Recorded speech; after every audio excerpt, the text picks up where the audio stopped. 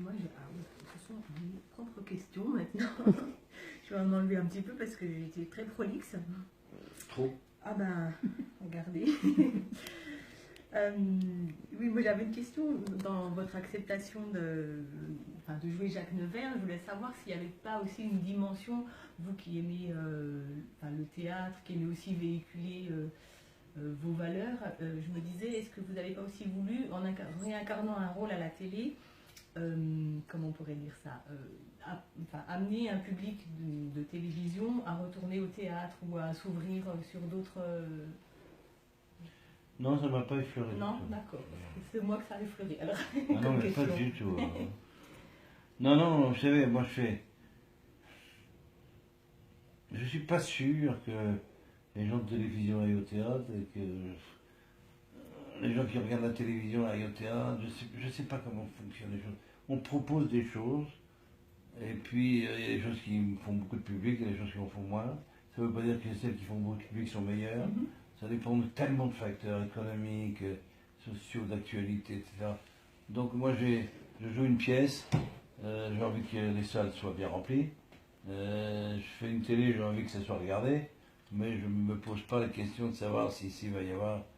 je suis pas assez... Aujourd'hui il y a une expression qui est horrible, on dit qu'un acteur qu'il est bankable.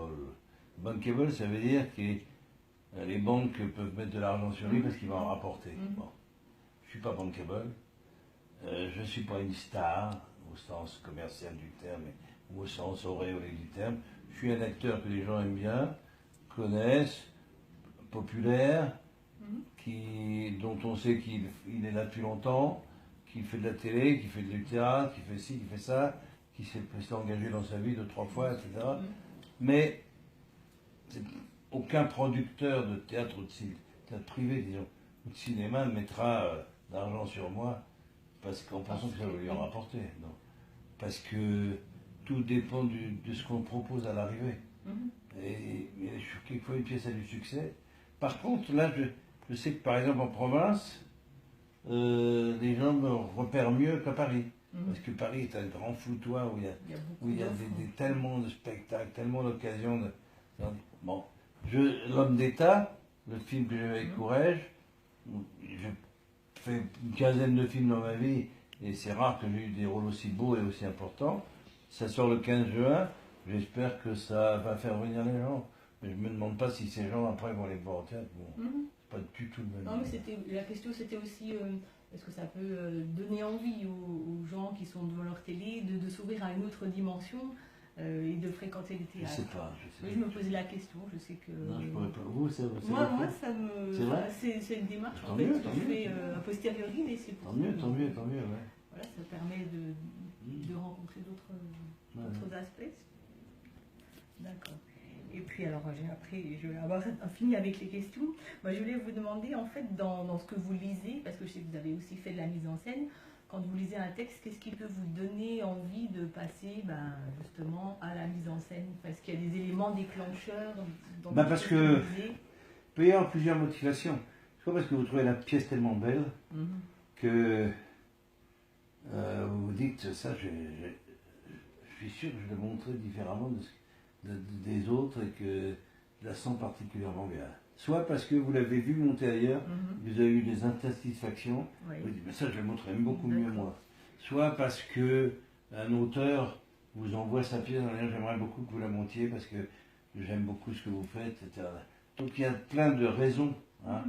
Mais en réalité, j'ai fait peu de mise en scène. J'ai surtout fait mon métier d'acteur. J'ai dirigé des théâtres. Mais dans le théâtre à Champigny, j'ai dû faire 2-3 mises en scène en 8 ans.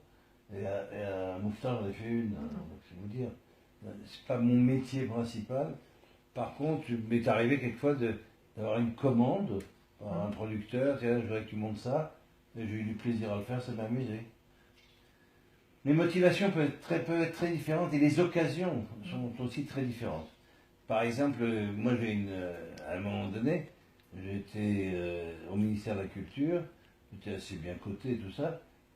Je savais que si je demandais de l'argent pour monter quelque chose, je risquais de l'avoir. Donc, dès que je trouvais une pièce qui me plaisait, soit je demandais une subvention sur le projet, soit j'avais une subvention régulière, soit j'apportais un complément de production, etc. Voilà. Mais en réalité, je n'ai pas fait mon métier de metteur en scène suffisamment longtemps et de manière suffisamment évidente pour dire qu'on va venir me chercher pour faire la mise en scène de telle pièce. Ça arrive. Les auteurs, ça vient, ouais.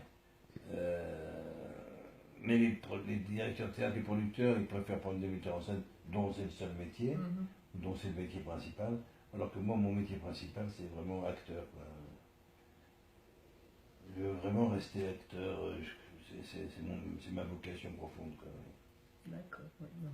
On a bien compris après tout ce que vous nous avez expliqué, transmis. C'était très très riche, merci. Je crois que j'ai Alors, il y a une plus de dimension questions. dont on n'a pas parlé, je voudrais en parler, Ah bah oui, c'est l'Italie. c'est vrai. Parce que j'ai double nationalité, mon père était italien, c'est un peintre d'ailleurs, vous voyez ses œuvres. Hein. J'ai un amour profond pour l'Italie, je parle italien presque couramment. Et j'avais toujours, quand j'étais jeune comédien, je disais je voudrais faire 6 mois en France, 6 mois en Italie. Ou 1 an en France, 1 an en Italie. Alterner. Et puis c'est pas si simple que ça. Donc en 75, je suis parti en Italie, vivre là-bas.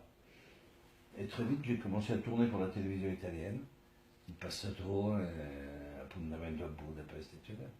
Et je serais sûrement resté là-bas si l'accouchement de ma fille Adriana par ma femme Annie s'était mieux passé, mais tellement mal passé que dès qu'elle est relevée de couche, elle n'a qu'une idée, c'était de rentrer en France. Et donc ça a abrégé mon séjour italien. Mais je garde une tendresse pour l'Italie, pour la culture italienne, pour les écrivains italiens, tu vois. Et donc ça m'est arrivé au cours de ma carrière d'avoir des incidences italiennes, soit parce que je travaillais avec Ronconi, soit parce que on faisait un truc sur Goldoni à l'ambassade, soit parce que j'avais adapté une pièce italienne, celle de Lunari, etc. Donc, ou Maréchal of Butterfly, qui en France s'appelait Mariage en blanc. C'est moi qui l'avais traduit, on a eu un prix pour ça et tout. Et donc, cette dimension est importante pour moi. C'est un peu l'autre partie de moi-même, que je ne la cultive pas assez parce que ne peut pas exister partout en même temps. Mais dans mon cœur et dans mon âme profonde, l'Italie reste une dimension essentielle. Voilà. C'est ce qui compte aussi, et voilà, c'est ce qui vous pousse aussi en partie. Enfin, Qui me pousse, hein? oui, c'est ce qui vous pousse aussi en partie, enfin, c'est ce qui fait partie de Ça ne votre me pousse pas, mais personnalité. c'est présent. C'est présent. D'accord. Moi, je crois qu'on a, Si vous avez d'autres questions. on a dit, merci beaucoup, posé toutes nos questions.